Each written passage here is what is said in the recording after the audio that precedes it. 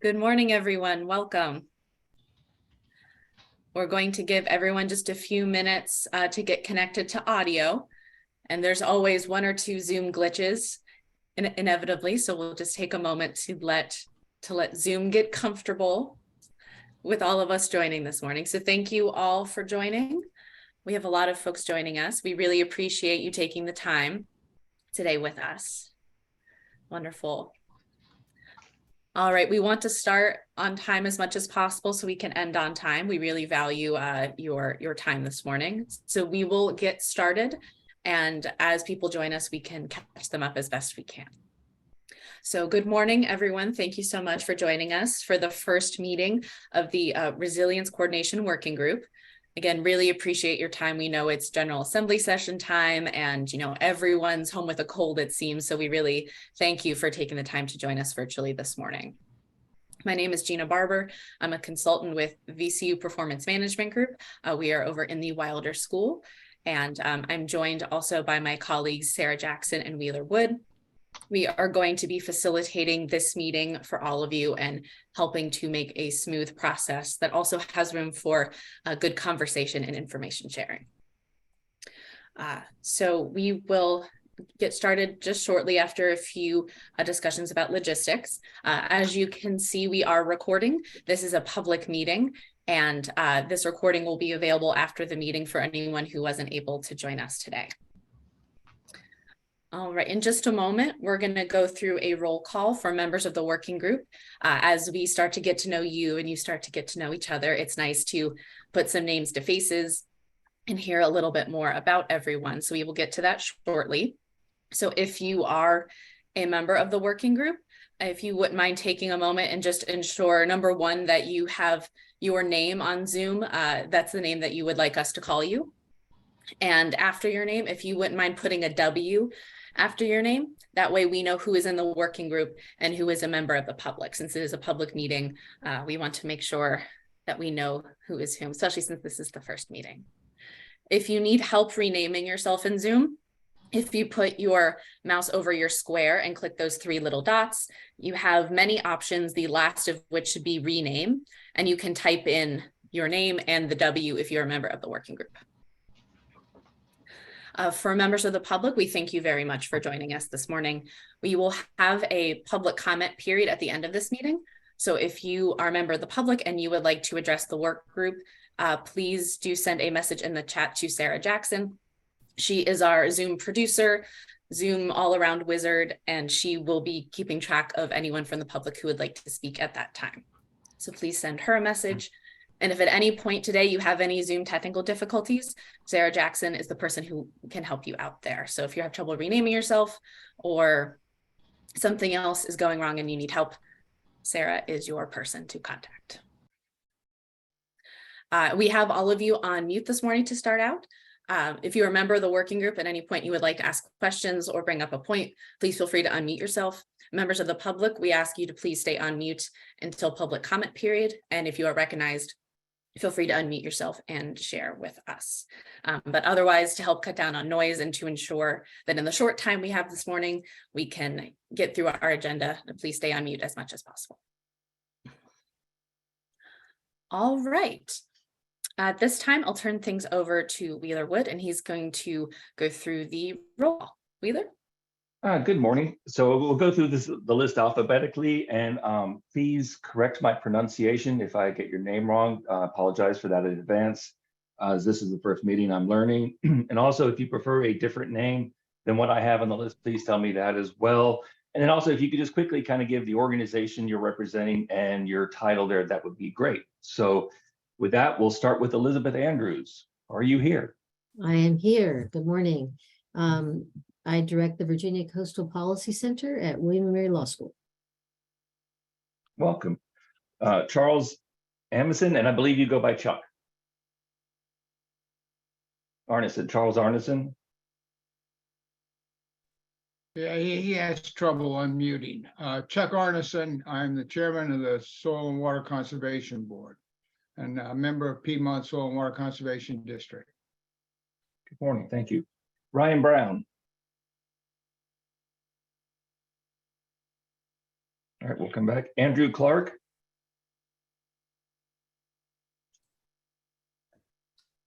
Brad Copenhaver. I hear rustling. Is that Brad? Okay. Sean Crumlish. Here, Sean Crumlish, Executive Director, Virginia Resources Authority. We're the financial partner with DCR on Virginia Resilient and the Community Flood Preparedness Fund. Thank you. Good morning. Matt Dallin. I know you're here. Morning, Matt Dallin, Program Manager within DCR for the Resilience Planning Program. Thank you. Tanya Dekla Cobb. Barry Duvall. And I apologize, I forgot to mention, if you are representing someone or you're their designee, when I call their name, please jump in. So if I've missed anybody on the few that we've done. But so apologize for that. So again, is Tanya Dekla Cobb here? Or Barry Duvall, excuse me. And then I think I have the representative is Christian Burhop.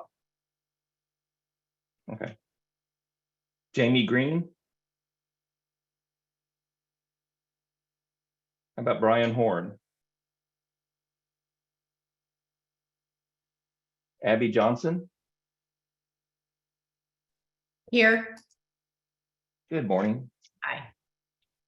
And you are with the Virginia Pace Authority, the state CPACE administrator. okay. Welcome. Rebecca Joyce. Good morning. My name is Rebecca Joyce, and I'm with the Central Shenandoah Planning District Commission. Good morning. Welcome. Whitney Catchmark. Whitney has just joined us. She might still be connecting to audio. Okay, we'll come back to her. Sorry, oh. Wait a Good minute. morning. I got kicked out when I tried to turn my camera on. So anyway, I'm with the Hampton Roads Planning District Commission, run the Water Resources Department. Thank you. Adrian, is it Catula? Chesapeake Bay Commission, if I got that wrong. Okay. How about Lawrence, Lewis Lawrence? Hi, good morning. This is Kurt Smith. I'm the Deputy Director of the Middle Peninsula PDC, sitting in for Louis. Okay. Welcome. Thank you. Dr. Mark Lukenbach. I saw that you're in the room with everybody. Yes, Mark Lukenbach. I'm the Associate Dean for Research at the Virginia Institute of Marine Science. Welcome. Martha Moore. Christy Morton. Dave Richardson. Or I have the representative might be Brian Parker. I'm Brian Parker with the Department of Treasury. I'm the Director of the Division of Risk Management. Good morning, welcome. Good morning. Good morning. Who was that? This is Gabby Kinney with Wetlands Watch. Okay, thank you. Michael Rolband. Hi, this is Sharon Baxter. I am sitting in for Mike this morning. Okay, good morning. Nikki Rovner with the Nature Conservancy. Good morning, I'm here. Oh, good morning. Okay, and what's your role with the Nature Conservancy, just so we are consistent? I'm Associate State Director. Perfect, thank you. How about Peggy Sanner? Aaron Sizemore? This is Jay Ford, the Virginia Policy Advisor for the Chesapeake Bay Foundation. For Peggy. Okay, you're there for Peggy? Okay. And I'm sorry, oh, Jay Ford, okay, gotcha, thank you. And then Aaron Sizemore is not there. Emily? Yes, yes, I'm here. Aaron Sizemore, Executive Director of Mount Rogers PDC. Good morning, thank you. Emily Steinhilber? Hi, Emily Steinhilber, Environmental Defense Fund. Good morning, thank you. And then Jordan Stewart. Excuse me, Secretary Jordan Stewart. Chris Stone. Morning, everybody. I'm Chris Stone. I'm with Clark Nixon Architects and Engineers, but I'm representing the Hampton Roads Chamber of Commerce as the immediate past chair, also the American Council for Engineering Companies, and also American Institute of Architects in Virginia, and I serve on the joint subcommittee on recurrent flooding. You have many hats. I have many hats. Okay, great. Wendy Stout. Good morning, everyone. Wendy Stout here. I represent Coastal Resilience for Virginia Tech as well as for Virginia Sea Grant. Okay, welcome. Chris Swanson. Morning, everybody. VDOT Environmental Division Director. Morning. Sean Talmadge. Or Robbie, are you representing? Sean Talmadge, I'm the state coordinator for the Department of Emergency Management. We also have Robbie Coates. He's an expert in the FEMA grant and mitigation space. So good to see so many familiar faces from the White House Commission report, some of the resiliency work, NDRS, and all that good stuff. So happy to join the team. Welcome. Sarah Taylor. Kendall Tyree. Good morning. I'm Kendall Tyree. I'm the executive director of the Association of Conservation Districts. Really excited Mr. Robert Pickett, who is the director of Northern Neck Soil and Water District, is on the line and really be taking lead for districts too. Thank you. Okay, I've got him noted. Brett Vassy. Sorry, this is Paige Warnig with the Virginia Manufacturers. I'm sitting in for Brett. And I am Government Affairs for the Virginia Manufacturers. Okay, thank you. Kathy Vick. Hey, team. Pat Kinsman, Vice President for Offshore Wind Development with the Port of Virginia, sitting in for Kathy, who's the Port's Chief Development and Public Affairs Officer. Thank you. Secretary Travis Boyles. Travis here, Acting Secretary for Natural and Historic Resources. Scotty Wampler.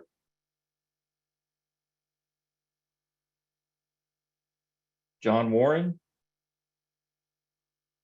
Hey, hello, this is David Hawkins with Virginia Energy, representing on behalf of John Warren, economic geologist. Okay. Welcome and thank you. Director Matthew Wells. Matt Wells, I'm the Director of the Department of Conservation and Recreation. And Jessica Whitehead. Good morning, y'all. Jess Whitehead. I'm the Executive Director for the Institute for Coastal Adaptation and Resilience at Old Dominion University. Mr. Wood, this is Speaker Pollard with Williams Mullen. I'm here as an alternate for Andrew Clark on behalf of the Home Builders Association of Virginia. Okay, thank you very much. Okay, are there any other work group members that didn't have a chance to introduce themselves or names I didn't call? Earl Glover, Deputy Director of DCR for Dam Safety, Floodplain Management, and Soil and Water Conservation. And Wendy Howard Cooper, Division Director for Dam Safety and Management at DCR. Steve Hill, I'm an alternate to Chuck Arneson. I'm a member of the Virginia Soil and Water Conservation Board and the Madison County representative to the Culpeper Soil and Water District Board of Directors. Welcome and thank you. Bill Curtis, and I'm the Assistant Director for the Department of Housing and Community Development. Good morning. This is Angel Deem, VDOT's Chief of Policy. You introduced Chris Swanson, who's my colleague and working with me as an alternate on the committee. Okay. Good morning, Lee Hutchinson with the Department of Housing and Community Development.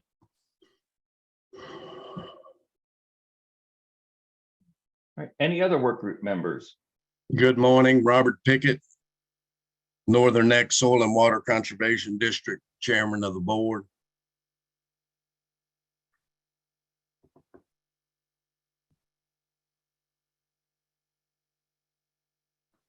All right. Gina, I think I've got everybody. I hope if, oh, okay. All right. Yeah, so I think we've got that. And we'll do kind of just a quick check-in at the very end, I guess, to see if anybody joined. I'm trying to keep track of it, but there's 55 people so far. Wonderful. Thank you very much. Yes, thank you everyone for joining us. For a welcome introduction, I'll turn things over to Secretary Boyles. Secretary, would you like to say a few words? Yeah, thank you, Gina. And thanks everyone for taking up your time today. I know it's middle of session, so a lot of people have juggling priorities, but we're excited to kick this off, especially excited for the help of VCU and the other partners. Really looking forward to it. I won't take up much more time because I know we have a full agenda and everyone's got things to do. I know Director Wells will say some additional things as well, but just know that I appreciate all of your time today and all of the time that you're going to give to us over the next year. And so working on this, and we're really looking forward to it. I was able to update the governor over the past few days and weeks on the efforts here, and everyone in this building is very excited as we move forward to address some of these challenges. So with that, I'll turn it back over to you, Gina. Thank you very much, Secretary. All right, I'm going to give a very brief overview of our agenda today and then turn things over to our next agenda item. So thank you again for joining us. As a reminder, members of the public, if you would like to speak during open comment period, that will happen at the very end of the meeting. So please send a message in the chat to Sarah Jackson if you would like to participate. But the first half of the meeting, we are going to focus on information sharing. So you will hear presentations from the Department of Conservation and Recreation, the Department of Emergency Management, as well as Housing and Community Development. We are going to be, as a work group, first looking at the current state of resiliency in Virginia. So you will hear about that, as well as more about this work group and what the purpose and expectations are. So we'll start with those purpose and expectations, go into what we are currently seeing in Virginia, and then we'll spend the second half of the meeting in small groups discussing more about what we have heard so far about the current state in Virginia. So you will get a chance to break into small groups and have those conversations. And after that, come back to the large group and share what it is that you all discussed. So we will all hear summaries of what everyone has discussed, and we'll have that for the recording in our meeting summary. All right, without further ado then, I will turn things over to Director Matthew Wells of DCR, who will talk to us about the purpose and expectations of the work group. Well, thanks, Gina, and thank you everyone for joining us. I want to echo Secretary Voiles' welcome. Again, I know it's session, people are busy, some folks may be dipping in and out, so we wanted to record this so everybody had an opportunity to listen to it later. And as always, if for some reason you aren't able to participate in the small groups and provide feedback there, we're always open and welcome to feedback after the fact if folks have it. Just want to frame a little bit about what the purpose of the group is and kind of what we're driving towards going forward. And in order to do that, I kind of want to frame it in the way that we typically do when I talk about our resilience efforts, which is sort of the 4 principles that guide us as we seek to address this challenge. The first principle is that it is a challenge, that resilience and flooding are challenges that we are committed to addressing as an administration. The second principle is that we are committed to addressing these challenges with programs that work for all parts of Virginia that are impacted. The third principle is that as we implement these programs and plans, that they should be part of a coherent, cohesive effort. And then the fourth principle is that we should do all of this with as much transparency and public input as possible. And so what we're here to talk about with this group really, I think, gets to a number of those things. Some of you will be aware that this sort of started life as legislation last year that would have created a resilience authority. That bill was eventually turned into a study. We decided that we didn't need legislation to do that study. And so this work group is sort of an outgrowth of that. It's an administrative effort, but it will report out both to the governor and to the chairs of the House and Senate AC&R committees with the report due in November. The goals of the work group track very closely what that legislation got turned into. And you all got this in the letter that invited you to participate, but I know that was a while ago for some of you. So to just sort of refresh, the purpose of the work group is to consider and assess strategies and policies for the Commonwealth to improve intergovernmental and interagency coordination and to maximize procurement of federal and private funding opportunities in planning for and implementing flood resilience throughout the Commonwealth. As we do our work, we'll be focusing on flood resilience both for human and natural systems and infrastructures, and in recognizing our long-standing statutory and financial obligations to Chesapeake Bay restoration. Our recommendations should seek to prioritize strategies that will protect and enhance the Commonwealth's water quality as well as our natural systems as well. So all of that really means the purpose of this group is how do we coordinate things better? How do we do a better job across government, particularly state government, of coordinating the programs that we have that touch on flooding resilience? How do we coordinate the funding sources that we have? How do we work better with our local and our federal partners to maximize those opportunities? And how do we leverage that for additional funding where that's available? So this, as I mentioned, started out as a piece of legislation that created an authority, but I don't want anyone to think that that's sort of the outcome that we're driving to. I think this is an open discussion about where we think the best opportunity to do a better job of coordinating these efforts lies, because right now they're not coordinated. And I think you're going to hear some of the parts of the puzzle today. There are more. What we wanted to do today was a little bit of table setting. A lot of you have been deeply involved in these efforts to date, so you're pretty up to speed, but some folks are kind of new to the conversation. So we thought that it would be best to start with presentations from the three agencies that do the majority at the state level of grant funding for resilience and flood mitigation and recovery efforts. And that would be DCR, DHCD, and VDEM. Obviously, there are other folks that have a role to play, and I've already gotten some outreach from some agencies that want to talk about the good stuff that they're doing in the resilience sphere, and we look forward to hearing that as well. But this seemed like a good place to start. So look forward to hearing the presentations today. Look forward to the discussion and look forward to everyone's efforts over the next couple of months. And again, thank you for your willingness to participate. Wonderful. Thank you so much. Now we will jump to the next part of our agenda, which is back to DCR, to the other Matt, to talk about the current state of resilience in Virginia from DCR's perspective. So I will share my screen and share those slides. And Matt Dallin, feel free to jump in whenever you're ready. Thank you, Gina. Good morning, everyone. Wait for those slides to come up. So I'll provide a brief overview of DCR's current role within and an update on the current state of flood resilience in Virginia from DCR's perspective. I am the Resilience Planning Program Manager within the Division of Dam Safety and Floodplain Management. Next slide.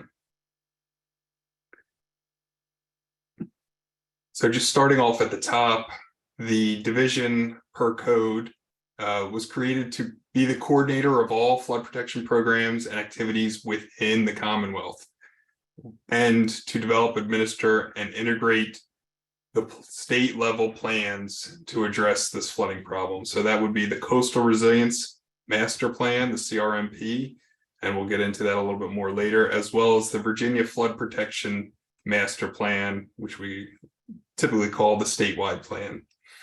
And why is a state agency involved here? Well, really, not only us, but all of you as well. Floodwaters disregard jurisdictional boundaries, and we are charged as a Commonwealth to protect people, property, and the environment. And so there's a need for a statewide plan and coordination to do this level of effort. Next slide. So starting off with some of the reports and planning that we are charged with helping and developing and implementing. First is a new requirement through last year's General Assembly for the Chief Resilience Officer, and that is the biannual status of flood resilience report. This first report is due this July to the Governor and the General Assembly, and then needs to be prepared every 2 years thereafter. So this report focuses on what is the status of flood resilience planning across the Commonwealth, and what are our risks to critical infrastructure, both human, natural, and our built infrastructure. And so with limited time to get this first report prepared, we're developing kind of a framework on how we will go and establish reporting out the level of flood protection to the critical infrastructure, as well as the status of flood resilience planning across the Commonwealth. Next slide. Next report wanted to discuss is the Coastal Resilience Master Plan.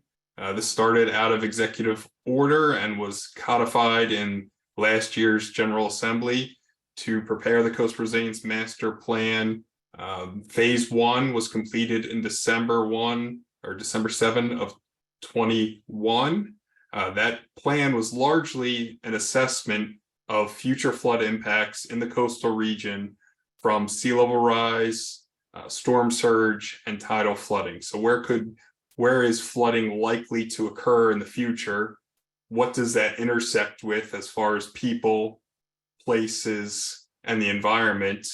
And then a collection of projects that are starting to address those problems. Largely through that impact assessment was really, where are the gaps? Where do we have exposure but no planned projects? Really to drive the need for more coordination planning to help address that need. And so phase 2 of that report is due December of 24. And then we're on a 5-year cycle for updating that report every 5 years. And every 5 years will grow and improve in the process. So that is the Coastal Resilience Master Plan. Next slide. To help advise the Coastal Resilience Master Planning process, established first through executive order and then through last year's General Assembly, the Virginia Coastal Resilience Technical Advisory Committee. We are required to meet quarterly. Our last meeting was in December. Our next meeting is in March of this year. These are public meetings. They're recorded. A lot of the past information is available on the DCR website. This committee is similar, but not exactly to the same as to the group we have here. We have representatives of state agencies, the 8 coastal planning districts, which are the limit of the Coastal Resilience Master Plan, academic advisors, subject matter experts, and other representatives as well. Next slide. So moving away from the coastal zone and going statewide, because flooding does impact all of Virginia and all Virginians, either directly and indirectly. There is a Virginia Flood Protection Master Plan. Historically, this is not a new plan. This was an existing plan, historically called the Virginia Flood Protection Plan, but it has not been updated recently. And last year's General Assembly put a due date on for this next plan as December 31st of 2026. And we are charged with doing this in a watershed-based approach. It also needs to be integrated into the Coastal Resilience Master Plan. And again, DCR is charged with leading and developing and implementing this plan. One of the challenges we have with this plan, especially at statewide scale, is the fidelity of the data that's available across the Commonwealth, really pertaining to flooding, where flooding is likely to occur now, let alone in the future, so that we can plan for the future. So that plan is underway and is due in, again, December of 26. Next slide.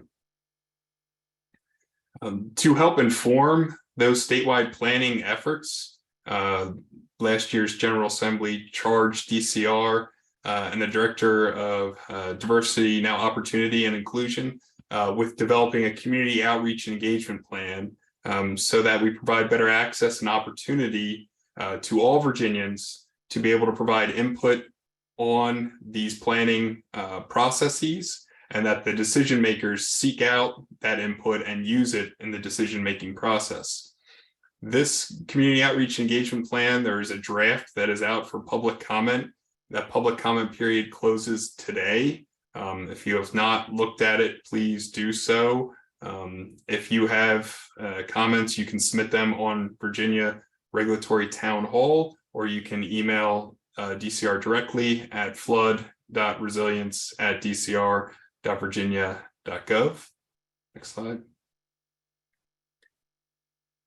We also are charged with holding annual flood resilience and preparedness coordination meetings. DCR has the ability to convene large groups, again, similar to who we have today, but now there's an annual requirement through last year's General Assembly.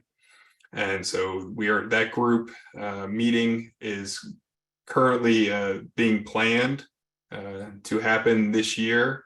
And we would be looking with that group to review the revisions and updates to the Coastal Resilience Master Plan and the statewide plan, and to again really coordinate on the flood resilience planning and projects across the Commonwealth. Next slide. Getting into funding sources now. So that was a lot of the planning and reporting and coordinating that DCR is charged with. Through previous legislation, there's the Community Flood Preparedness Fund, and DCR is charged with administering that fund along with Virginia Resource Authority. Of that fund, no less than 25% of that is distributed to projects in low-income geographic areas. That fund is being used to provide planning, capacity building, studies, as well as on-the-ground projects. We can go to the next slide. And just completed round 3 in the supplemental round, where it was oversubscribed. We received applications for nearly 93 million, but we're able to distribute almost up to $70 million through this past round 3 on projects, capacity building and planning. The next round for round 4 is still to be determined. There's going to be an updated grant manual that would be available for public comment by the end of this quarter, and also a change to the funding process and really the selection. There will be a grant application review panel to help review the applications that are submitted. In addition to the Community Flood Preparedness Fund, this last year's General Assembly established the Resilient Virginia Revolving Fund. It was initially capitalized with $25 million from the Community Flood Preparedness Fund. Current Assembly is looking at adding additional funding to this. The grant and funding manual is under development.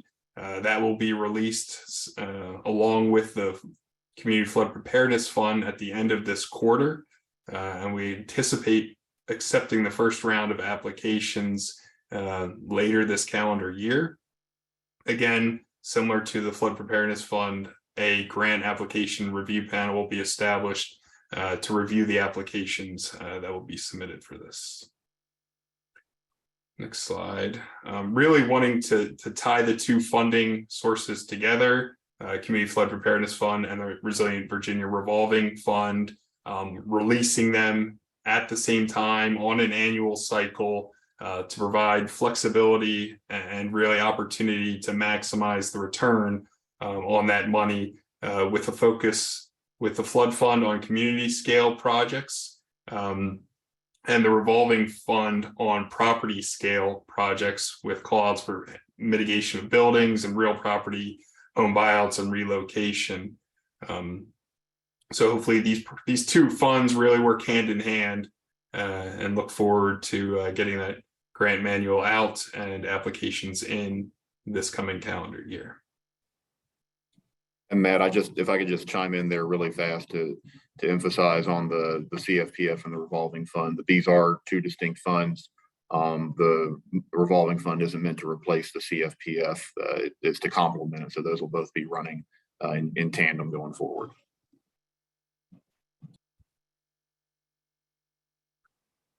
And then in addition to the planning work that we are doing, as well as helping administer the flood fund and the Resilient Virginia Revolving Fund, within the floodplain management team, we also are the lead NFIP coordinator, so the National Flood Insurance Program, which helps provide risk identification through flood maps, support for floodplain management, mitigation and insurance. Go to the next slide.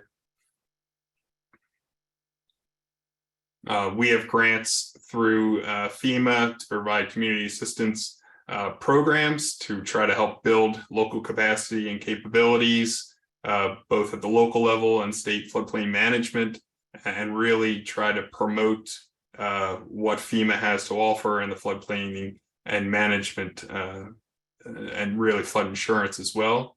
Next slide. We are also a cooperating technical partner with FEMA on the communications side.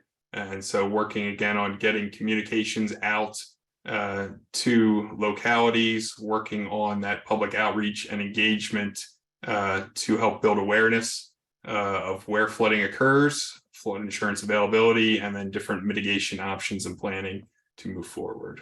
Next slide. Through this NFIP program, we have a Virginia Flood Risk Information Mapper, which shows the FEMA floodplain mapped data. We provide disaster assistance after events. This program also holds an annual risk reduction consultation workshop, which again brings together many state agencies working on risk consultation for not only flooding, but across all hazards. We work within the hazard mitigation planning program to provide flooding technical assistance. Next slide. Some of that technical assistance is for localities with their local ordinances, different policies that they have. We also provide training to local staff on ordinances, elevation certificates, working with CRS, which is the community rating system, to reduce flood insurance premiums across localities, and bring together other agencies and groups at annual flood insurance roundtables. And there's an annual flood awareness week that is coming up in March to help increase awareness. Next slide. Lastly, that team's also working on state floodplain standards for state-owned property across the Commonwealth and how to comply with those requirements. That is in draft and likely working with many agencies on the call today to finalize that and get that implemented moving forward. So that is a summary of DCR's activities, of the planning, the funding, and some of the other support that we provide for flood resilience.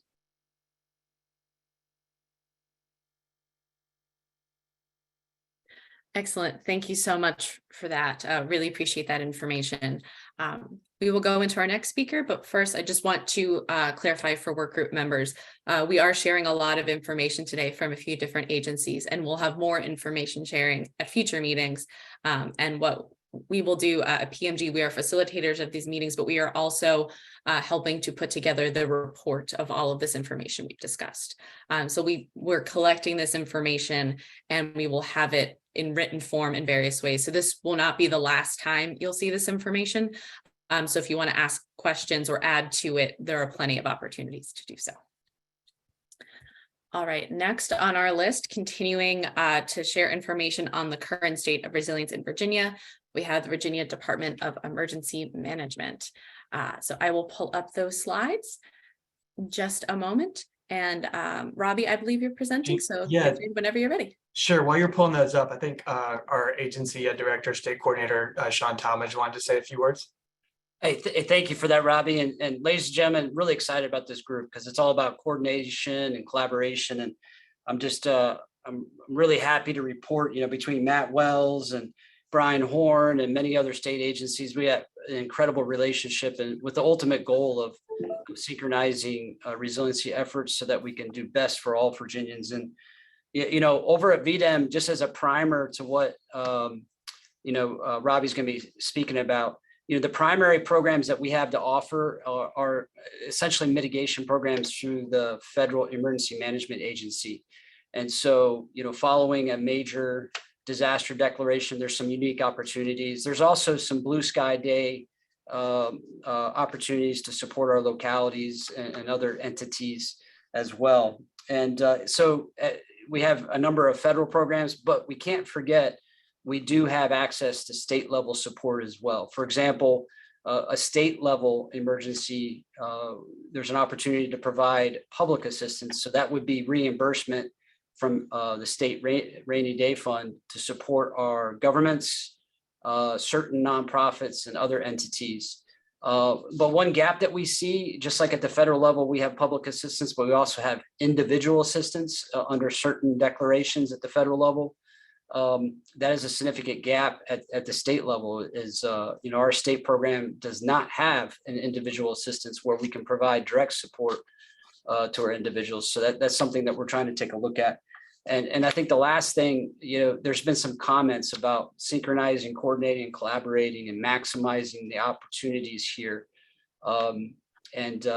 We certainly know that, and we appreciate those comments. Our mitigation planning begins as we're doing our response. And so thankfully within the emergency management profession, we have a very well-structured planning response, executing and coordination collaboration process that leverages the whole state government, but also nonprofits. And, something that we really want to look at is mimicking that through the recovery process. And so we can maximize recovery assistance, but also mitigation. So I'd like to turn it over to Robbie Coates. He's a known national leader within these grant programs, primarily from FEMA and others. And Robbie, I turn it over to you. Thank you, Sean. We can go to the next slide. Be great. Thank you. Just to kind of level set, just how the FEMA programs are designed. Hazard mitigation and resilience are very intertwined concepts. And so when hazard mitigation was developed, the programs and planning were developed through FEMA and Congress. It's really designed to break this disaster cycle. You have repetitive damage, reconstruction, and then recurring damage. So what can be done to take steps to break that cycle? Looking at residential, commercial, and private infrastructure. And the way the planning works is, I know this is flood centric, but it is open to all hazards, and the grant programs do address all hazards for flooding, earthquake, tornado, wind. So I just wanted to kind of level set that before we get in the next slide. So you can go to the next slide, please. So we have at VDEM, we are the administrating agency for several FEMA funding programs. Just left to right, we do have annual competitive programs. These are nationally competitive. The Building Resilient Infrastructure and Communities Grant, as well as flood mitigation assistance. And then post-disaster, after a federally declared disaster or presidentially declared, we administer the Hazard Mitigation Grant Program and the Public Assistance Program, as Sean mentioned. Kind of the key takeaway from public assistance is that as public infrastructure, roads, bridges, buildings are being rebuilt, FEMA will allow for a mitigation factor. So if culverts get washed out, we can upgrade the culvert size. So it's a way to stop the cycle during the recovery process. And then the other item at the bottom, we used to have a program called pre-disaster mitigation, for which BRIC actually replaced, but starting, I think, a year ago, it's being utilized for congressional earmarks. So we are still administrating that program, and there are a couple localities every year that benefit from that. You can go to the next slide. So we also have a state-funded program, the Emergency Shelter Upgrade Fund, that was introduced 2 years ago through the General Assembly. So this program is used to provide emergency power, but also the ability for localities to apply to retrofit their facilities that would be used for sheltering in an emergency. So that program's actually been doing very well. We've get 2.5 million every year, and we've received applications up to that every year. So that program is turning out to be pretty successful in Virginia. So there's two parts to VDEM's role in mitigation. Part of it is planning. We have to have a state level plan that's approved and adopted. And that plan is actually up at FEMA right now. The current plan expires in March. So we're well on our way to get that approved, and that's good for 5 years. So really talking about, for this committee, knowing these overlapping planning processes, I think is helpful. And then each local government has to have FEMA approved and locally adopted hazard mitigation plan. And another linkage, if the local government is applying for funding, they're trying to address flooding, they have to be in good standing with the National Flood Insurance Program. So regional plans are done at the Planning District Commission. They apply for funding through our programs, and we support that with grants, and the plans are updated. Go to the next slide. And our regional offices have an all hazards planner in each one of them, as well as planning capacity here at headquarters. So we are very connected with the regions and those local plans. So one of the things that coordination wise, I just wanted to make sure folks are aware of is local governments actually have to apply for mitigation projects. Individual property owners do not have the ability to do that. So this is where it's really important, where the planning, the projects, and what the locality and property owner want to see happen is really important that those line up. VDEM basically provides technical assistance all year round. We're looking with those annual grants happening once a year and disasters happening maybe once or twice a year. We're in a constant cycle of application development. So we try to look for opportunities it might not be for this disaster or this funding cycle, but continuing to support local governments maybe over a couple of years until their application and project is scoped out in a way that they could actually apply for FEMA funding. So one of our main focus areas the past couple of years has been focusing on the localities that have the most vulnerable populations and flood risk. We've identified 40 localities in the summer of 21. We had some really nice coordination amongst a lot of the partners on the call on holding 13 sub-regional workshops to really understand what their highest priorities are, so we could focus our technical assistance on that. And we've had contractual support to work directly with these local governments to help develop project applications. Next slide, please. Yeah, so as I was saying, we have annual cycles that happen every year. The post-disaster hazard mitigation grant program, FEMA gives us a whole year to develop applications. Sometimes it takes several years from the initial application from the local government to actually getting funding on the street from FEMA. So it's not quick, but the better you can think things out, the better we can take advantage of these programs. As I mentioned before, kind of the key concept here is it's a voluntary program. So property owners actually have to have a say and have to sign off on what type of mitigation activity they would like to do. So it's really important that the property owner, what they want to do is in line with what the local government wants to do, lines up with the state plan, state mitigation plan, and it has to line up with FEMA's eligibility, their eligibility project types. So that's what we look for at VDEM, is trying to make sure that's all lined up. Go to the next slide. So currently we have 181 grant projects for hazard mitigation, over 200 million, and we're currently working and supporting 129 applications in development or that have been submitted to FEMA, totaling over 734 million.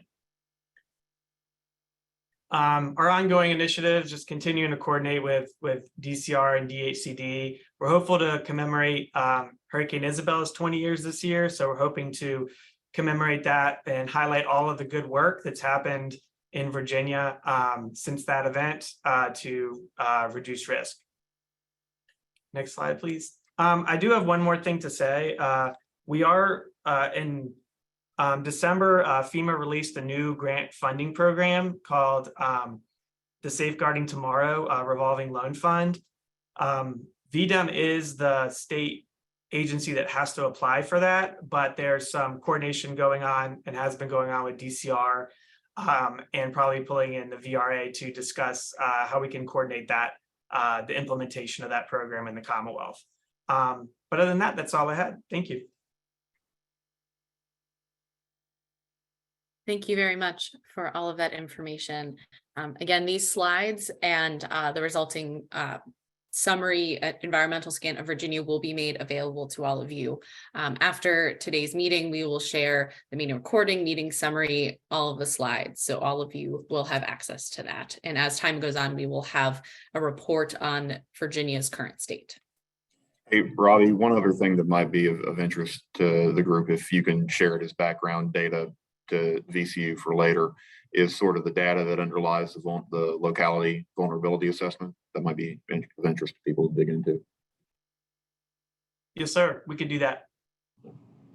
Yeah, and that's an ongoing opportunity. That data is about, Robbie, correct me if I'm wrong, about 2 years old. So we do need to look at revising that. And our goal is actually to establish like a living dashboard that is, you know, sensing data more frequently. And as we wrap up, one thing I forgot in my opening comments is, you know, our perspective on resiliency over here at the VDEM. You know, we're trying to look, definitely flooding is the greatest risk that we face. We conduct an annual threat assessment on behalf of the entire Commonwealth. And guess what? You know, water is one of our number one concern that we face. But we also try to look at resiliency holistically. So how else can we build resiliency through emergency planning, through working with critical infrastructure owners and operators, with the goal of, you know, getting that community to bounce back as quickly as possible. So just as you work with us, just understand that we have a very wide lens on the definition, and we seek holistic opportunities to help our communities. And I think that certainly matches with sort of the administration's overall approach to resilience. We talk about flooding a lot because that's sort of what we have interest in, but I already kind of sensing maybe an opportunity for working together on this stuff. If we could have y'all's data inform maybe some of the planning that we're doing, or vice versa, to help support you all, there might be an opportunity there. Yeah, totally agree. Totally agree. Sorry for hijacking. No, not a problem. One of the main goals of this work group is interagency and intergroup collaboration. So love to see collaboration already happening in front of us today. Excellent. Thank you very much, Robbie, for that presentation, and Sean for that additional information. Looking at the time, we want to make sure we give the Department of Housing and Community Development their time to present as well.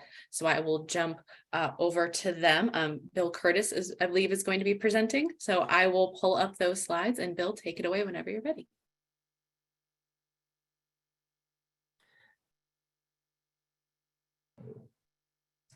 Okay.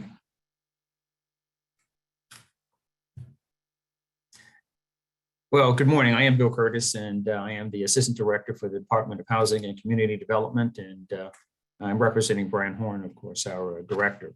As you well know, that DHCD has, by definition, is involved with the resiliency on a day-to-day basis. Housing is directly impacted by climate and weather-related events, so everything we do is sort of guided by that. We continue to be engaged with many agencies. And what I'll do this morning is give you a look at two particularly large projects that we consider significant. One is the Ohio Creek Watershed Project in Norfolk, and the other is RISE, which is an economic development nonprofit organization whose mission is to accelerate innovation, business growth, by identifying scaling solutions to coastal communities' resilience challenges. And this is just going to be a series of slides you can see. I'll walk you through them quickly because I just want to give you a picture. And because the Ohio Creek, where I'll start, is nearing completion, you can see some how it's developed as we've moved along. Slide, please. Slide. that first one you couldn't really see. It says before development, but it didn't really tell you anything there. But this one shows you just a little of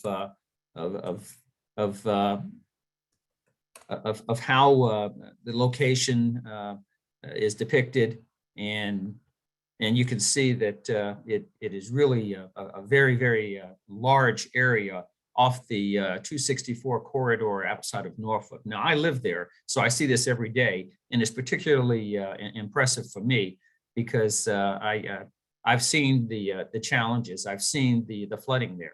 And so Kyle Spencer, who is the Deputy Resilience Officer for Norfolk, has led this, and it started in about 2017 with a national grant from HUD, and it was about $112 million project, and it was kicked off by Governor Northam, and is to be completed this spring, and we hope to have Governor Youngkin there to bring it to a conclusion. Slide, please. So you can see here some of the changes that have taken place. You didn't see the before pictures of this, but this is just one depiction of the resilience efforts there in the community. Now, what we did in the community here was just close discussions and groups and meetings, and they were heavily involved in everything that went on with this. Slide, please.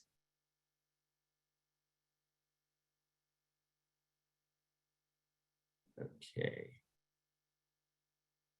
So you can see in this tells you just a little bit of what actually took place.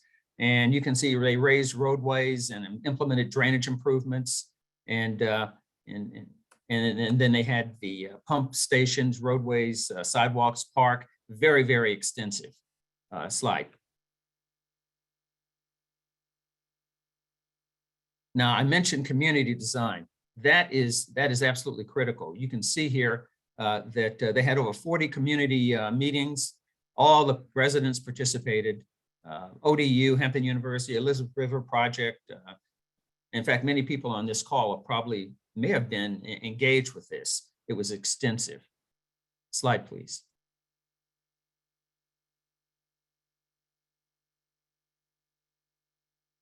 Slide. And you can see, again, another depiction of some of the realignment of here. It's Kimball Terrace. And next slide. And again, development of the earth berm along the Kimball Terrace. Slide. And you can see the Haynes Creek Pump Station. Slide. And a redevelopment of Marlborough Avenue.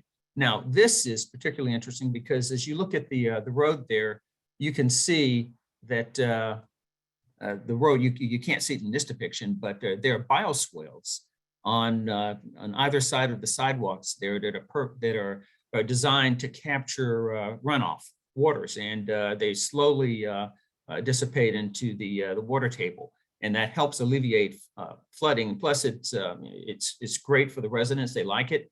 It's nice to look at, and it's part of the overarching ability of this project to absorb as much groundwater as possible and run it off so it does not cause any major discomfort or problems for the community.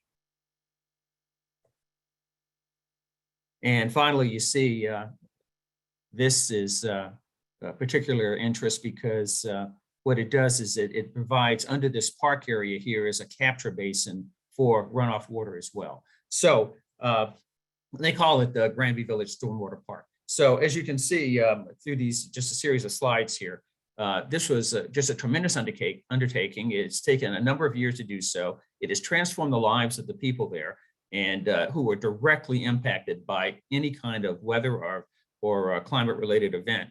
As you know, DHCD is involved with housing across the state, and unfortunately, a disproportionate amount or number of our citizens are impacted by flooding because the low and moderate income individuals I'm referring to live in these low-lying marshy areas that are prone to flooding and climate events. So this is a great example of what can be done when you have a focus and you have the resources to do so. Now, I'd like to bring back Kyle Spencer to give you a complete lay down on this project, because I think that as most of you, or many of you have been engaged with it or aware of it, you'd be very, very interested in how it was initiated and how it has come to completion. And we'll provide these slides and also information on the ribbon cutting in the spring when this is complete, when this is finally ended, and we move forward to the next project. Now, slide please. Now, my next project that I'd like to talk about, slide, I think I'm behind there a little bit. Yes, here, RISE. Now, RISE is the second project. Now, it is not completion and nearing completion. In fact, it's about to undergo an expansion.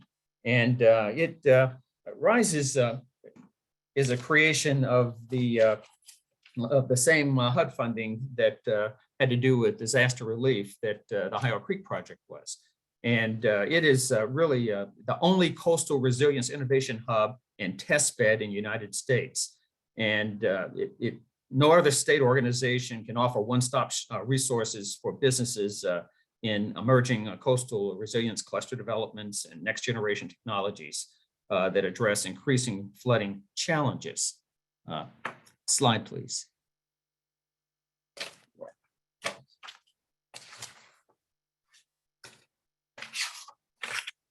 And as you can see, what RISE does is they identify the problem, they source a solution, they do real world testing and deployment, they build enterprise readiness, and they provide catalytic funding to the numerous businesses in the community because they reach out to see if there are ideas, local ideas, and they include the local communities, the governments in this as well. Slide, please.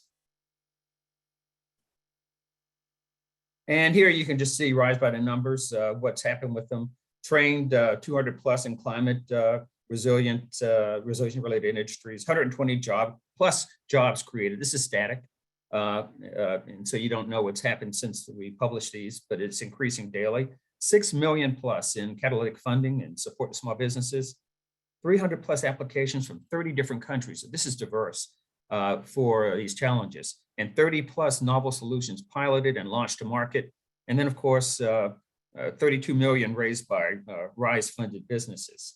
So RISE issues a series of challenges or innovation competitions based on identified resiliency needs of a community, such as protection of buildings or property or coastal flood management. And those challenges, the entrepreneurs and businesses from around the globe compete to join in RISE's year-long comprehensive program and win a funded pilot project using coastal Virginia as a living laboratory.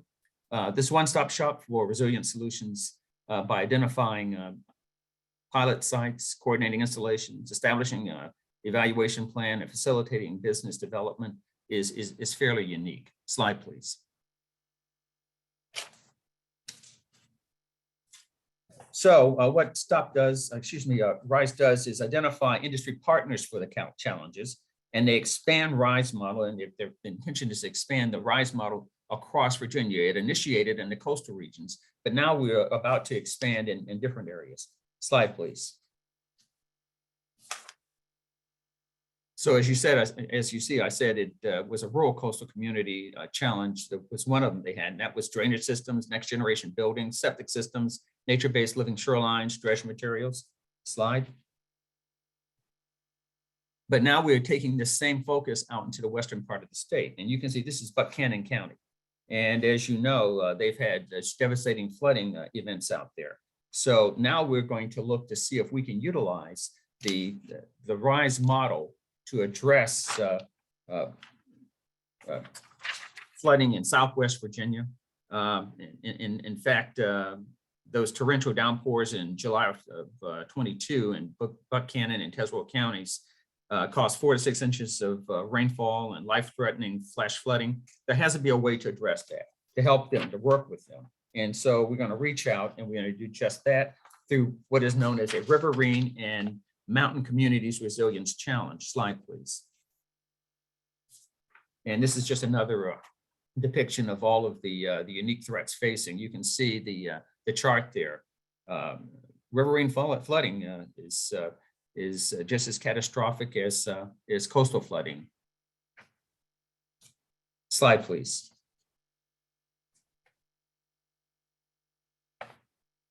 And again, just another depiction. Slide. So this is the next proposal for RISE. They're going to provide riverine and flooding, riverine and mountain community resilience challenges. They're going to collaborate to determine participating communities, and DHCD is going to provide the connections to help RISE understand the metrics to use to assess these flood impacts. This is very, very extensive, and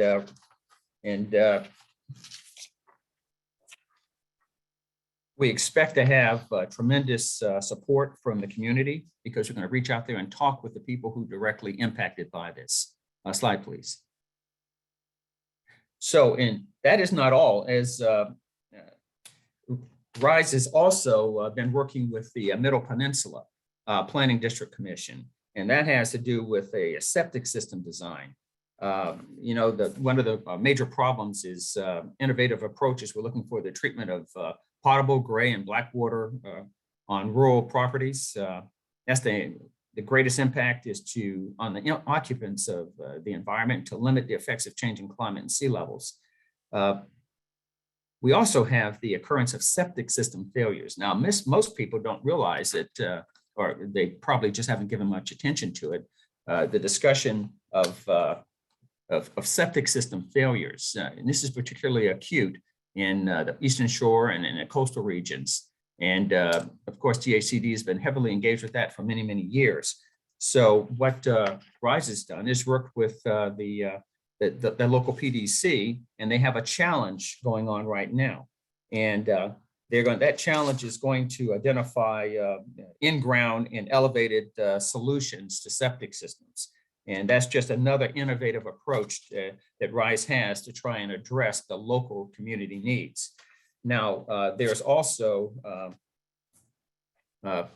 another series of charts that I'll leave with you and ask that they share with you.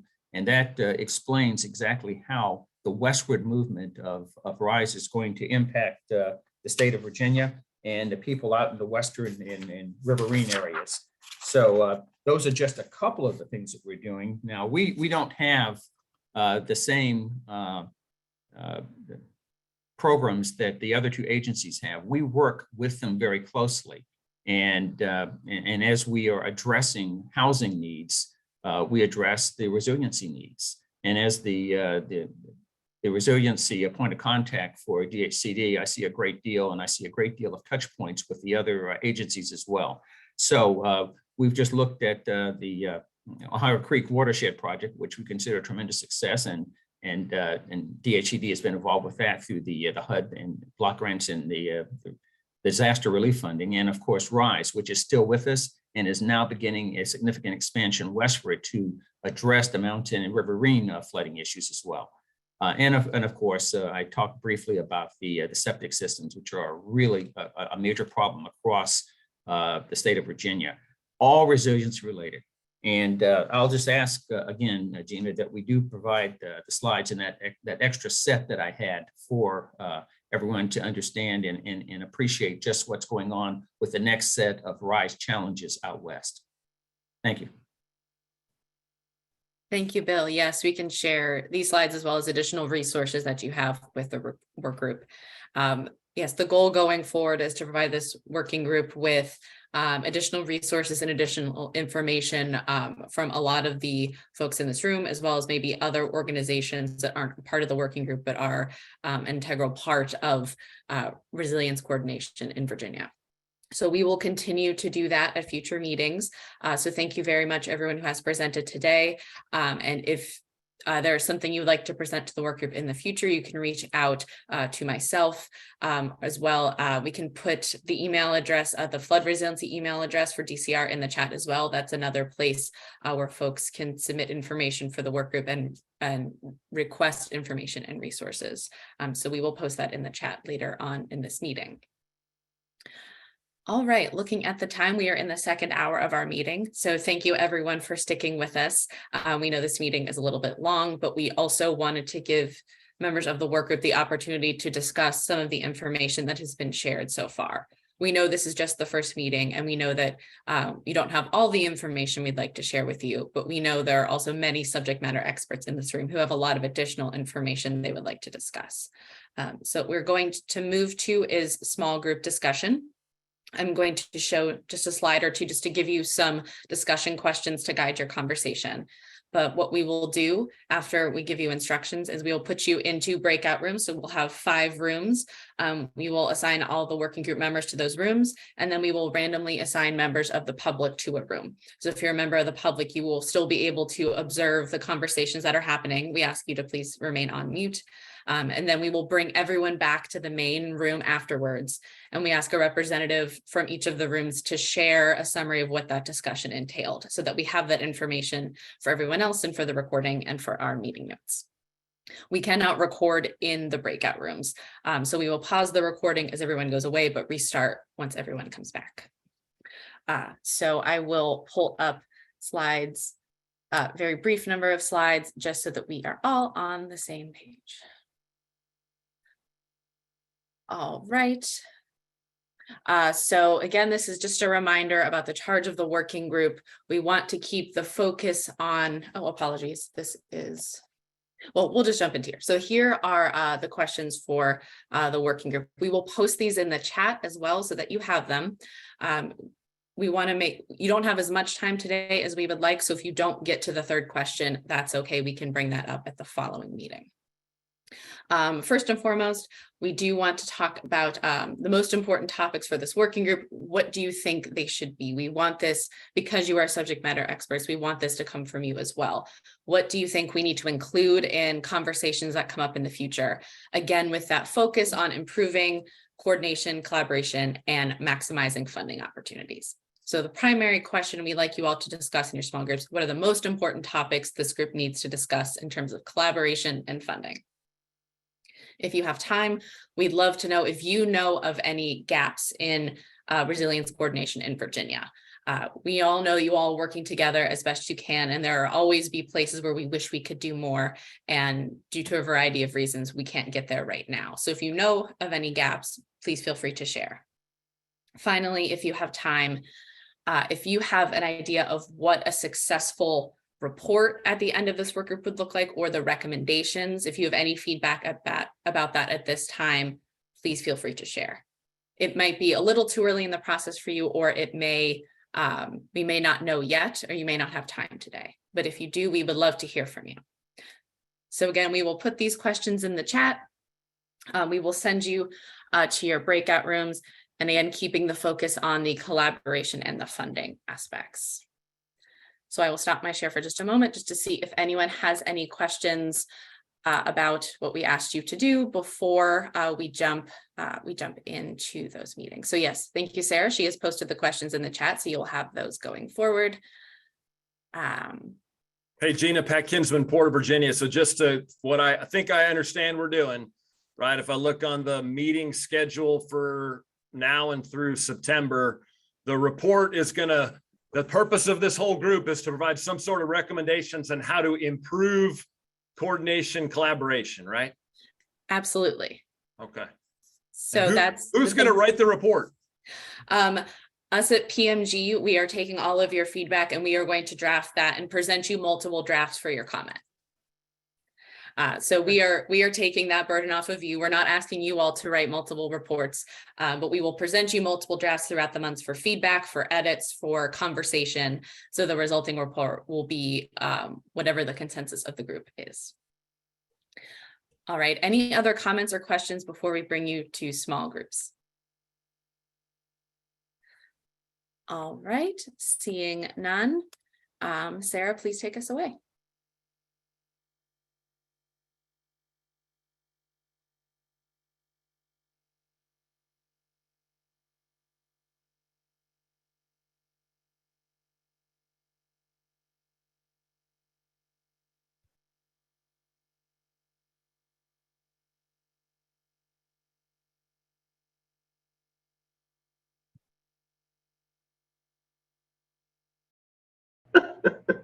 Welcome back.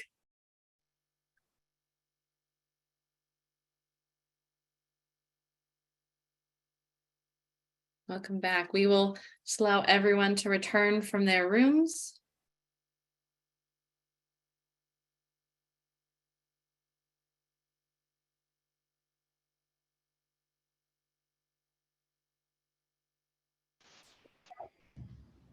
Welcome back, everyone. As you all are coming back from your breakout rooms, we've turned the recording back on, and we will allow everyone to exit their breakout rooms.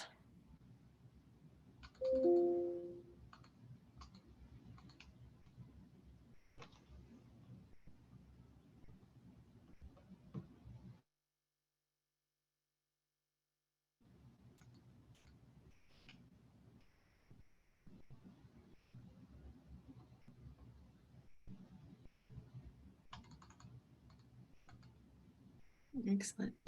All right, everyone from room 1 is back. So as long as you have someone who is on deck to present from you, as soon as everyone is back, we'll jump right into room 1 and your summary of what you discussed.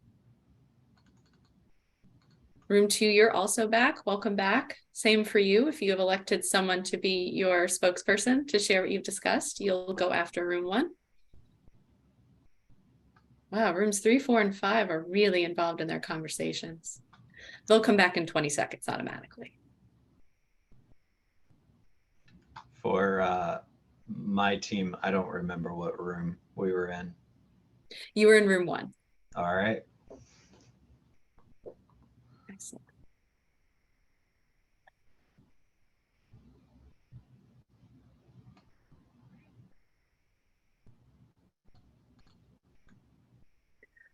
Welcome back, everyone. Thank you for participating in those small group conversations. We are recording again. We're glad you are back. With the limited time remaining, we want to give each room a chance to share the conversations that they had about the most important topics this group needs to discuss for collaboration and funding, and if you got to it, any gaps that you know of in Virginia. So we'll start with room 1. So room 1's representative, please feel free to share what your room discussed. Hello, everyone. Travis Foils again. I think I got voted the lead by no one else acting, but we're good with that. So we had a good discussion, and I think we were all in pretty much agreement with everything most folks brought up. But the main things were really looking at the issues that we're experiencing every day, whether it's down in the General Assembly, the differences in localities, but knowing that this is, efforts that will cover the entire state. So a recognition that while a lot of the focus has been in the coastal area so far, we're seeing a lot of more expanded efforts. But that we need to ensure that when we're involving groups, and luckily we had someone from the Middle Peninsula in our group, that we're looking at the issues from that broader perspective and knowing how they fit in. That is obviously going to be very difficult to do without some sort of coordinating entity or office or kind of lead. We recognize the great efforts that DCR was doing, but that it might need to go further than that, and looking at recognizing that a lot of the state agencies, a lot of the localities are doing things, and we need to better capture and communicate how those are working, and be able to share that. Same thing on the educational institutions and universities. I joke that I think that we were able to grab a majority of them to participate here. So we'll kind of force some coordination, but that they all have incredible resources, and we want to ensure that that there is coordination amongst them, but also amongst the state and the localities as well. Just ensuring that we're all building up upon each other. And then I think one of the last two more things in terms of gaps is just recognizing that, you know, the type of local land use regulation that occurs in Virginia and what has hindered us from, you know, necessarily taking further action, whether it's hesitation by the localities to do certain things under, you know, if you have a broader view of the Dillon rule or more narrow, and how that has impacted the localities in terms of their decision making, how that impacts what comes up before the General Assembly, because it really, you know, from our perspective, seems like a very kind of piecemeal process that's happened so far with a lot of different rationales that make sense on both sides. But knowing that, you know, all these complicated views just kind of further progress that is potentially being made. And then finally, the where our gaps are on the necessary data needed to get accurate information and to expand what has been successful in the coastal areas across the state. So whether that's, we talked about LiDAR data and the ability to use that and how we use that. And just as an example, you know, going across the state, what is needed to complete some of these planning efforts that we are either required to do or should do, and really being able to hone in on them, where we need to start making efforts now to ensure that we have the best information, you know, down the road as well. Anyone from group one can speak up and say anything that they think is important that I missed, but those were the major things that I tried to highlight as I went through. Wonderful. Thank you very much, Secretary. Thank you very much, Group 1, for your participation. We'll jump into Group 2. If your spokesperson could unmute themselves and share anything you discussed that was not already brought up by Group 1. So anything you discussed about the most important issues around collaboration and funding and any gaps you know of. Yeah, they asked me to do it. Secretary Boyce took away my hall pass, so I'll have to go through with it. We kind of talked about everything all together, so I'll just kind of give you the points that were made, and certainly other members of the group should speak up if I miss anything. We need to clarify authoritative data sets for everyone in the Commonwealth to use so that we're all starting from the same sheet of music with regards to the situation and projections. We need to identify and coordinate funding opportunities, not just, you know, public funding, but also private funding. There are a lot of funding opportunities out there that certainly, particularly the state agencies, you know, may not even be aware of, that some of the NGOs and other groups, you know, are trying to tap into. So we need to, it's going to take some manpower to do that by the Commonwealth, but we need someone really to do the research and try to identify all of the various sources of fundings that can assist with resilience.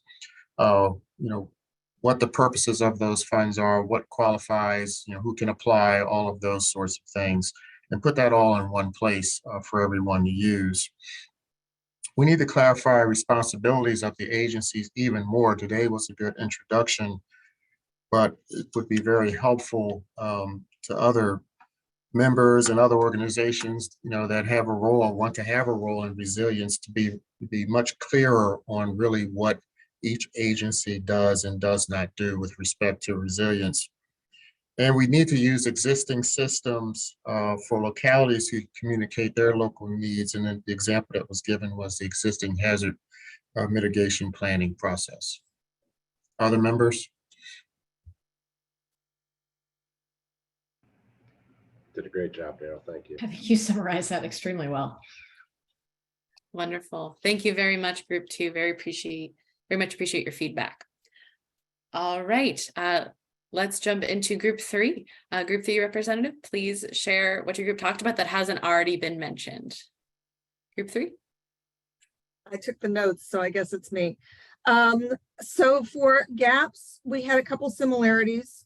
We did distinguish that we need to make sure that we're talking about coordination, not just at the secretariat level, but also at staff level, because both of those right now tend to be personality dependent, but it makes it challenging to have continuity when people leave. We also talked about making sure that agencies like the industries, like the manufacturing folks who are newer into this process understand what their role is. A lot of them are coming in, they want to be engaged, but they don't understand that role. And so we do need to articulate where they fall in, whether it's the funding that they're doing, or either they're at risk, or the way that they do their business can act resilience. So we need to make sure that we're documenting that. We did talk a little bit about data and making sure that whatever framework we're setting up is adaptable and flexible, because that data continues to update as we get more scientific information. And so then we also talked about folks who are, in terms of gaps, not at the table. We know that we have the PDCs, but when we get down to land use decisions, some of those things are within the power of the localities, whether we're talking about how they're newly developing or how they are redeveloping, and different ways that that can be done more resiliently. So how are we touching down to that level? Similarly, we talked about making sure that as we're reaching out to the concerns of low-income communities, that we are engaging with them in ways that they are able to get, they don't come to a website. That needs to be things that are out, like hard copies of things, news articles that push out to them, not relying on them pulling into a website. We talked about gaps in collaboration or communication. It did help when there was a special assistant to the governor to have somebody who was a point person. So who then becomes a point person, because Secretary Boyles is great, but he also has a lot of other jobs. Director Wells is great, but he also has a lot of other jobs. So how are we making this work for everyone without just expecting them to work 24/7 on everything? And then we did get a chance to talk about a little bit about success. The two things that we said we needed to have an understanding of at the end were funding. What are the funding possibilities across all of the agencies and across even reaching down into some of our private sector partners? And then capacity. How are we going to build that capacity? What is the plan for building that capacity?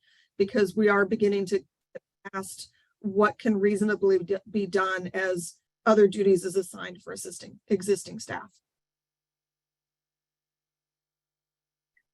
Excellent. Thank you, Jess. Thank you, Group 3. Really appreciate your participation. All right, Group 4. Can your representative please share what you discussed that hasn't already been shared by the other 3 groups? Yeah, this is Speaker Pollard of Williams-Mullen. I was volunteered for this role. So we had a really good discussion, and I think I'll try to summarize it real quickly here. We really focused on the first question. That's about as far as we got, because we really got into it.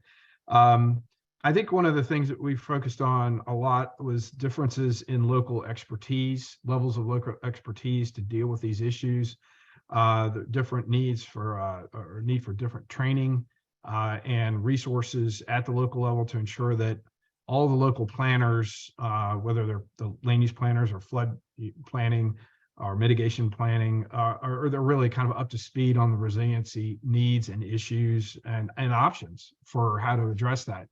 That there's a lack of parity across the state, in particular on that resource and capacity at the local level. So thinking about how to develop more training and capacity in those areas, in addition to help with developing grant applications and to administer projects once they're received. There was one great idea, I thought, that came up with kind of using a sister city approach for that, where you have localities that have developed quite a bit of expertise in this area, that they might be able to partner with localities that have less expertise and try to be mentors or give them some advice and help them build up in that sense. I think one of the other big issues was tracking and leveraging funding at the state level, and making sure we really understand exactly what is funded, how much is being funded, where is it going, really have some accountability in that process, accounting and accountability to understand, so everybody understands exactly where all the money is going and for what purposes, and then also to track the successes and lessons learned from funded projects, and so that we can pass those experiences back into the process, but also to other folks that may yet get projects for for similar purposes. One other thing is just trying to make sure that we understand the antecedent causes for resiliency challenges, that we've done sort of that root cause analysis, if you will, which can be a very local or regional specific exercise, but that will also help inform how best to put the dollars into play and make sure we're targeting things at their root cause as much as possible. Also, engagement with residents of floodplains is really important too, not just the localities, but thinking about how to reach out to the residents or occupants of those floodplains. Sometimes those are might be business and industry as well.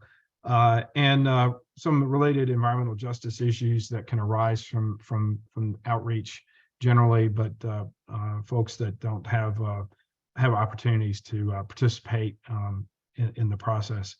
A little bit building on the comment in that earlier. Lastly, just making sure that we are including business, industry, and housing and economic development stakeholders in the process actively, because they do want to participate, I think, in my experience too, and have to really be part of the process to develop the best planning. So again, somewhat similar to the previous point, but that's, I think, basically all we got to, and summarizing the points we discussed. If anybody else on breakout session 4 wants to chime in, feel free. Speaker, I think you did an excellent job summarizing. The only one nuance that I would add in there is as we evaluate success, we need to develop the metrics that we're using. Yes. To evaluate the success. How do we measure successful resilience? That's right. And Jess, I'm more than happy to work 24 hours a day for people of the Commonwealth. I know you are, but that's not sustainable, Matt. You won't be very resilient after a while if you do that. Appreciate everyone's concern. Yes. Thank you, speaker. Thank you, group 4. And thank you for that nice callback to resilience there. Really appreciate that this morning. And last but certainly not least, we want to hear from group 5. So group 5, what do you have to share with us that hasn't already been mentioned by the other groups? All right, I've been nominated the speaker for group 5 and have notes that I can share with you, Gina. Tough to cover something that hasn't been covered. I'm sure I'll overlap, but really a dedicated governor level position with staff and capacity to help plan and help coordinate this work. Define roles and responsibilities, but also how do we share information across groups and build the awareness of what others are doing to help connect the dots. And so really documenting it and institutionalizing it across all staff levels. And then as the director said, we also spoke about how do we measure success so that we can monitor and then adapt as needed moving forward. Looking also at grants and funding, kind of almost having a subject matter expert for different grant sources, and then sharing that across. So not everybody needs to be an expert in all types of grants, but if you know who the go-to person is and identify how that can work together. As we look externally at different states and how they're handling resilience, we could also look internally and see what else Virginia does well that we coordinate across different agencies. One, emergency management. And so when we're responding to an incident, state agencies work together with NGOs and locals and pulling everybody together to really respond, as well as the transportation side on how long-term planning is done, regional planning and local input there. So not only just looking externally, but internally with what Virginians might already be familiar with and try to adapt that towards resilience. We spoke on data management and development. So I think that would be it for our group. Wonderful. Thank you very much, Matt, and group 5. Thank you everyone for your participation. We've taken diligent notes and everything you had to share. And after this meeting, you will receive an email. And one of the things in that email will be the meeting summary of everything we discussed, as well as this meeting recording.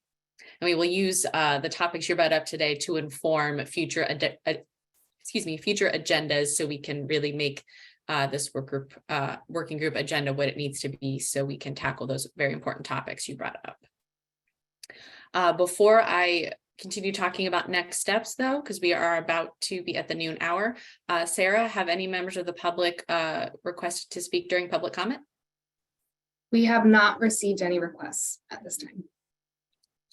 All right, we will have a section for public comment at all of our meetings going forward. So members of the public at future meetings, please feel free to ask to be recognized and we will recognize you so you can address the working group. For our next meeting will be sometime in February. We will be sending an email here soon to ask for your availability so we can schedule future meetings in a way that is hopefully a good time for as many people as possible. Likely the next meeting will be virtual, but we would like to move forward into in-person meetings as soon as the weather allows. We don't need to reschedule for snow or any other weather that may come up. So we will have in-person meetings around the Commonwealth, maybe one more virtual one. So please look out for that email coming hopefully sometime this week with meeting summary, the recording, a poll for future meetings, and any other information we share. Are there any final comments or questions from anyone before we close today? Gina, if I could just kind of take the chairman's prerogative and put a bookend on, I just wanted to say thank you again to everyone for your time. That this is, I'm a nerd. This is really exciting to me. A lot of the stuff that we have talked about here today are things that, you know, we've been talking about within the agency and amongst agency heads and at the secretary level for as long as I've been in this job. So it's exciting to kind of see them take shape. So very much appreciate it. I also neglected at the top to give a shout out to ODU's ICAR and Jess for helping provide the funding to support this and to engage the wonderful folks, Gina and her team at VCU. So very much appreciate all of that. And again, just really appreciate everyone's willingness to participate in this. Absolutely. I echo that. Yes. Thank you to everyone's participation. Thank you to Jess and all of your team at ICAR and to all of our presenters today, Secretary Boyle, everyone. Thank you for your kind attention. We are at noon. We will end today and we will be in touch shortly about next steps. Thank you very much for your time. Thanks, everybody. Thank you.